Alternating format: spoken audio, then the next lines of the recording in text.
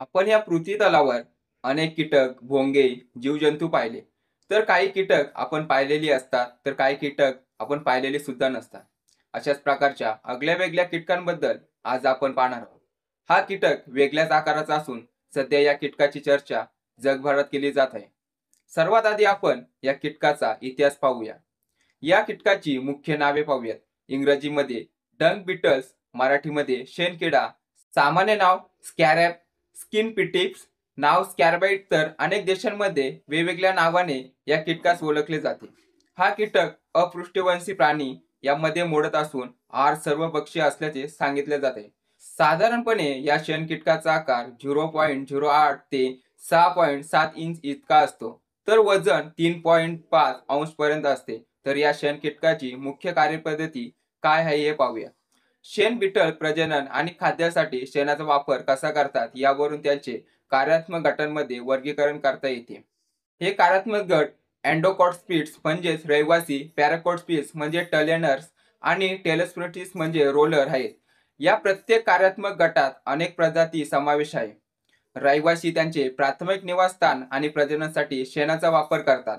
टणरस शेणाखाली मातीत राहतात आणि प्रजननासाठी थोड्या प्रमाणात शेण जमिनीत हस्तांतरित करतात. रोलर मूल जमाव स्थानापासून काही अंतरावर शेणाचे गोळे हलवतात आणि अन्न आणि प्रजननासाठी मातीत गाडतात.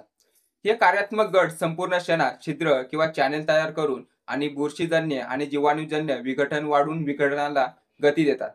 शेणाचे बिटल अनेक परिसंस्थांमध्ये सर्वव्यापी असतात आणि मातीचे पोत, तापमान, आच्छादन आणि जमिनीचा वापर यासारखे पर्यावरण घटक शेणाच्या बिटलच्या विपुलतेवर आणि क्रियाकलापांवर परिणामित करतात. वालूच्या जमिनीत शेणाचे बिटलचे प्रमाण आणि क्रियाकलाप जास्त असतात.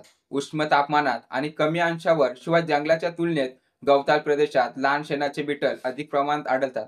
गुरांनी चरल्याने शेणाचे बिटलच्या विपुलतेवर आणि प्रजातीवर समृद्धीवर सकारात्मक परिणाम होतो.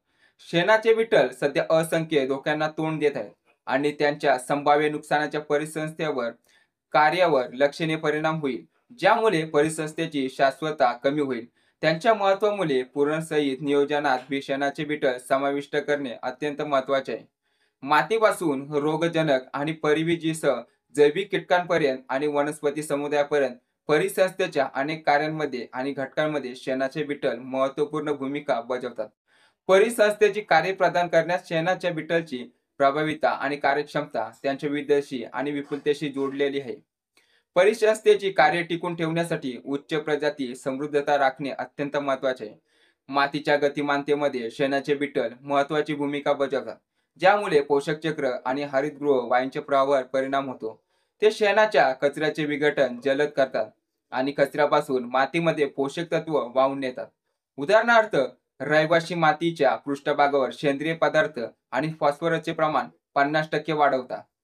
रोलर्स खोल मातीत NH4+ 60% वाढवतात आणि टलरस अर्धशुष्क कुरणात मातीच्या प्रोफाइलमध्ये सेंद्रिय पदार्थ एकूण नायट्रोजन आणि फॉस्फरस 50% वाढवतात. त्यांच्या क्रियाकलापाद्वारे शेणाचे बिटल सराईच्या हंगामात शेणाच्या थरातून CO2 चे उत्सर्जन 60%, N20 चे उत्सर्जन 2% आणि CH4 चे उत्सर्जन 14.5% ने कमी करू शकतात, जे कुरणस्तरीय मोठ्या प्रमाणात परिणाम करू शकतात.